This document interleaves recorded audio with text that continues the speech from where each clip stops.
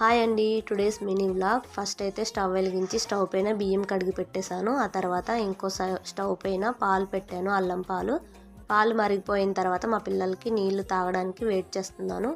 అంతలోపు అన్నం కూడా ఉడికిపోయింది. అన్నం వాట్ చేసిన తర్వాత బీట్రూట్ పీల్ చేసేసి తురిమేశాను. అదే స్టవ్ పైన కడాయి పెట్టి సరిపడ నూనె వేసి ఉల్లిగడ్డ ముక్కలు, పచ్చిమిరపకాయ ముక్కలు వేసి ఫ్రై చేసిన తర్వాత తురిమిన బీట్రూట్ వేసి ఫ్రై చేశాను. ఆ తర్వాత మూత పెట్టి ఒక 2 నిమిషాలు మగ్గించిన తర్వాత పసుపు, ఉప్పు వేసి కొంచెం